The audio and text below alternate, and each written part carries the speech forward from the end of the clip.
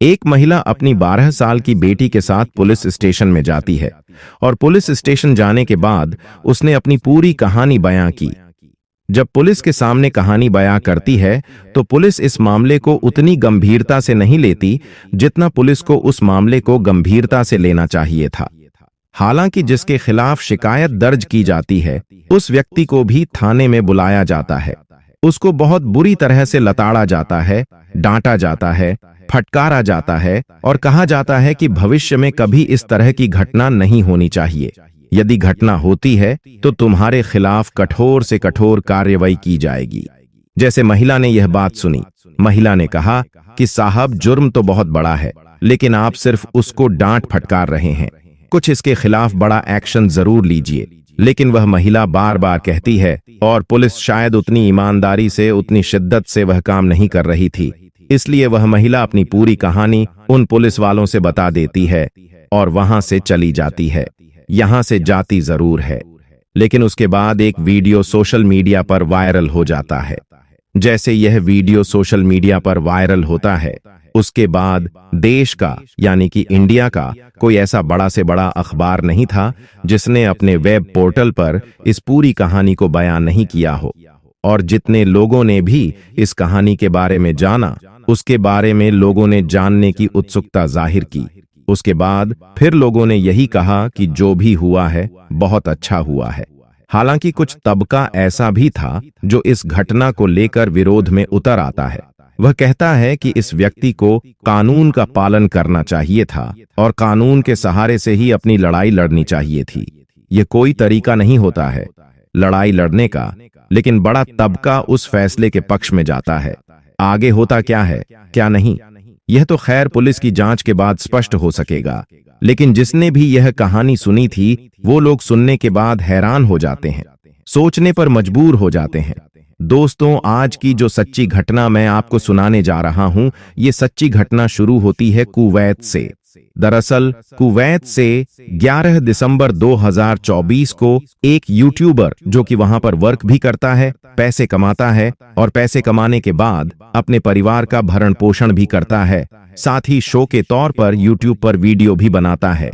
11 दिसंबर 2024 को अपनी social media पर उसने एक वीडियो अपलोड किया।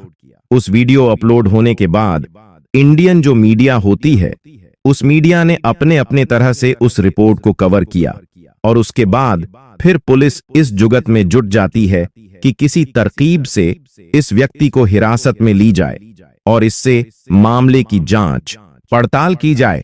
दरअसल वह कहानी सुनाता है, वह बताता है कि करीब 15 साल पहले आंध्र प्रदेश का एक जिला लगता है, अन्ना मैया उसी का एक गांव लगता है, कोथमंगम पेटा का रहने वाला वो व्यक्ति जिसकी उम्र लगभग अब भी फिलहाल 37 साल के आसपास है, अब से लगभग 15 साल पहले वो यहाँ इंडिया से सीधा कुवैत जाता है और कुवैत जाने के बाद अपना जो वर्क करता था उससे जो पैसे मिलते थे अपने परिवार का भरण पोषण करता है।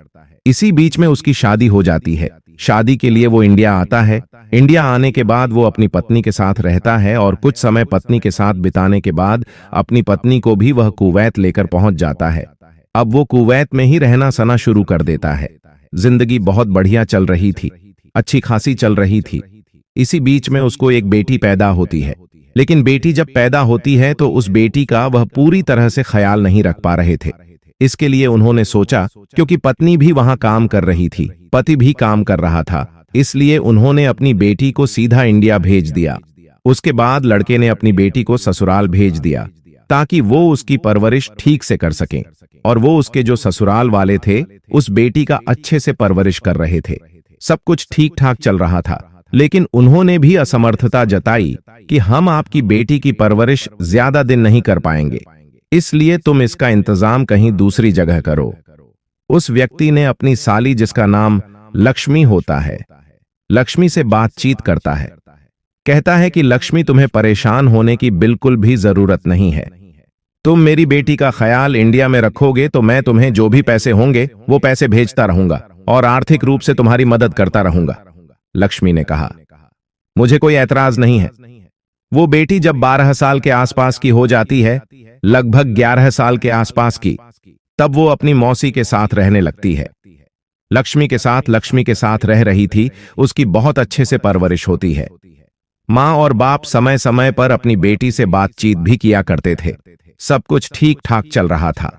लेकिन अचानक ही एक दिन लक्ष्मी का कुवैत फोन पहुंचता है और फोन कुछ इस तरह से पहुंचता है कि हम अब आपकी बेटी की जो भी देखभाल कर रहे थे वो देखभाल नहीं कर पाएंगे, इसलिए आप अपनी बेटी को कहीं भी लेकर जाओ, किसी के पास ही छोड़ो, हम उसे नहीं रख सकते।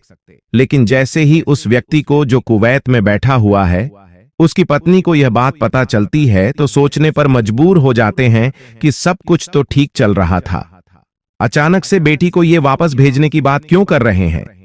तो उसकी पत्नी कहती है कि तुम परेशान मत हो, मैं जाती हूं और जाकर देखती हूं, अपनी बहन से बातचीत करूंगी। लक्ष्मी मेरी बात को बिल्कुल भी नहीं टालेगी। अब वो अपनी बहन लक्ष्मी के पास जाती है। लक्ष्मी से जैसे बातचीत करती है तो लक्ष्मी से कहती है कि तुम इसे अपने पास कुछ दिन के लिए और रख लो, ये थोड़ी और बड़ी हो जाएगी, थोड़ी समझदार हो जाएगी, तब इसे हम अपने साथ ले जाएंगे। लेकिन लक्ष्मी ने साफ मना कर दिया। उसका जो पति होता है वेंकट रमण, उसने भी साफ साफ इनकार कर दिया कि मैं अब आपकी बेटी को अपने पास नहीं रख सकता, इसीलिए आप इस बेटी को यहां से लेके जा सकते हैं, हमें अब यहां नहीं रखनी है। इस तरह की जब असमर्थता उसने जताई, साथ ही जब 12 साल की बेटी से मां मिल रही थी तो बेटी कुछ भी कहने की स्थिति में नहीं थी। वो बिल्कुल चुपचाप थी, एकदम शांत थी। इतनी शांत कि बोल जो भी उसके मन में था, उसके दिल में था, उसे बता पाने में वह असमर्थ हो रही थी, परेशान हो रही थी। मां ने अपनी बेटी को अपने सीने से लगाया, उसे घर लेकर जाती है, खूब सारा प्यार करती है, उसकी जो भी मनपसंद की चीजें होती हैं वो खिलाती पिलाती है, उससे बातचीत करती है। कहती है कि तुम इतनी उदास तो कभी नहीं थी, इतनी उदास क्यों हो, क्या मौसी के यहां से आने की तुम्हें तकलीफ हो रही है। वो बार बार इस बात पर कोई जवाब नहीं दे रही थी, लेकिन मां तो मां होती हैं। मां ने अपनी बेटी को जब बार बार उसे प्यार से दुलार से जब पूछा तो बेटी ने जो कहानी सुनाई उसकी मां सुनकर हैरान हो जाती है, सोचने पर मजबूर हो जाती है कि आखिरकार ऐसा कैसे हो सकता है। दरअसल लक्ष्मी का जो ससुर होता है वह शारीरिक रूप से विकलांग होता है और एक दिन ऐसा था कि जब लड़की सो रही थी अपनी जगह पर, तभी उसी बीच में घर पर कोई था नहीं और लक्ष्मी के ससुर ने उस 12 साल की लड़की के साथ गंदा और घिनौना कृत्य किया। जब उस लड़की ने विरोध करने की कोशिश की तो उस विकलांग आदमी ने उस लड़की को इतना डराया, धमकाया और कहा कि यह बात अगर तुमने किसी से बताने की कोशिश की तो फिर अंजाम अच्छा नहीं होगा। वो बेटी डर जाती है और अपनी इस बात को किसी से कह नहीं पाती, लेकिन जो उसके साथ हुआ था, उसके साथ होने के बाद वो वैसे खिलखिला के उस घर में नहीं रह पा रही थी जैसे वो पहले रह रही थी। उसकी मौसी समझ जाती है कि इसके साथ कुछ न कुछ तो ऐसा हुआ है जो शायद यह बता नहीं पा रही है। मौसी ने बड़े प्यार से दुलार के साथ पूछा कि बेटा आखिरकार हुआ क्या है। तब उसने अपनी मौसी को पूरी कहानी सुनाई। जब मौसी को कहानी सुनाई तो हद तो तब हो जाती है जब उसकी इज्जत पे फिर से हाथ डाला जाता है। अब मौसी ने कहा कि शायद यह यहां रहेगी तो भविष्य में इसके साथ फिर से कुछ ना कुछ होगा, इसलिए मैं इसे इसकी मां इसके पिताजी के पास भेज देती हूं। और यही बात उसने अपने पति से भी कहा कि किसी भी तरकीब से इस बेटी को यहां से वापस भेजो। लेकिन उसने उस अपने पति को नहीं बताया था कि उसके पिता ने कुछ बेटी के साथ इतना घिनौना गिरा हुआ काम किया है। अब जैसे ही उस लड़की 12 साल की लड़की की मां वापस इंडिया आती है, उसे पूरी कहानी पता चल जाती है। इसके बाद वो सीधा थाने पहुंचती है, नजदीकी पुलिस स्टेशन, क्योंकि वो अपनी बेटी के उस रेपिस्ट को सजा दिलाना चाहती थी और इसके लिए थाने जाकर बैठ जाती है। पुलिस वाले पूछते हैं कि क्यों आई हो, क्या बात है। वो बताती है कि मेरी बेटी के साथ गलत हुआ है और मैं अपनी बेटी को इंसाफ दिलाने के लिए आई हूं। लेकिन पुलिस उसके उस मामले को पूरी ईमानदारी से नहीं लेती है और शायद इस तरह का ही आरोप लगता है। और यही वजह थी कि वह महिला बार बार कोशिश कर रही थी और पुलिस उस व्यक्ति को जो आरोपी होता है उसको बुलाते जरूर हैं, डांटते हैं, फटकारते हैं, लेकिन जो उस पर धाराएं बनती, जो उस पर अपराध बनता, जो उसे सजा मिलनी चाहिए थी, पुलिस ने शायद उतने ईमानदारी से अपना काम नहीं किया। वह महिला अपनी बेटी के साथ चली जाती है। इसके बाद सीधा कुवैत पहुंचती है। कुवैत जाने के बाद अपने पति को पूरी कहानी बयां करती है। पति अंदर ही अंदर गुस्से में था, फफक रहा था, बहुत लाल पीला हो रहा था। वो भी उसने कहा कि अगर पुलिस उसकी पत्नी की बात नहीं सुनी है तो शायद वो भी जाएगा, तो शायद नहीं सुनेगी। इसलिए एक दिन वो इंडिया का टिकट कराता है। इंडिया यानी कि आंध्र प्रदेश की उस जगह का टिकट कराता है जिसका नाम होता है अनामैया। अनामैया जाता है। वहां जाने के बाद वो जगह लगती है ओ बुल्लाबारी पल्ली, वहां पर जाता है। वह बुल्लाबारी पल्ली में वहां जाने के बाद वो व्यक्ति जिसने उसकी बेटी के साथ गंदा और घिनौना कृत्य किया था, जिसका नाम गुट्टा अंजुनेल होता है, उसके वो पास जाता है। वो घर में घर के बाहर सो रहा था और तभी उस व्यक्ति के पास एक लोहे की रोड होती है। उस लोहे की रोड से वो तब तक उस व्यक्ति को मारता है जब तक कि उसके प्राण नहीं निकल जाते। हालांकि उसके चीखने का, चिल्लाने का उसको अवसर ही नहीं मिलता, मौका ही नहीं मिलता, और वो जहां जिस स्थिति में सोया हुआ था, पड़ा हुआ था, उसी स्थिति में दम तोड़ देता है। 6 और 7 दिसंबर 2024 के मध्य रात्रि की यह घटना होती है। किसी को पता नहीं था।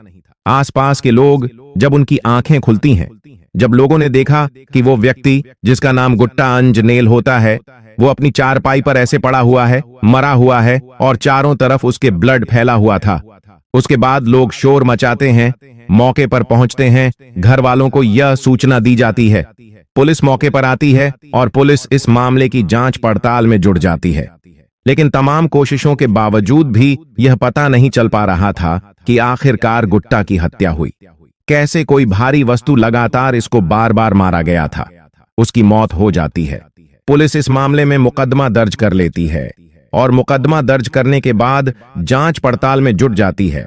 लेकिन जब पुलिस को कोई सुराग नहीं लगता, हालांकि पुलिस की जांच चल ही रही थी, लेकिन यह घटना होती है 6 और 7 दिसंबर 2024 की मध्य रात्रि की घटना होती है। लेकिन 2-4 दिन के बाद 11 दिसंबर 2024 को जैसे ही सोशल मीडिया पर कुवैत से डाला गया एक वीडियो वायरल हो जाता है, तब आंध्र प्रदेश की जो पुलिस होती है अंतरमैया, वो थोड़ा सक्रिय होती है और उस घटना में पता चलता है कि जो 37 साल का वो व्यक्ति है जिसकी बेटी के साथ रेप हुआ है, उसने इस पूरे घटनाक्रम की जिम्मेदारी अपने ऊपर ले ली है।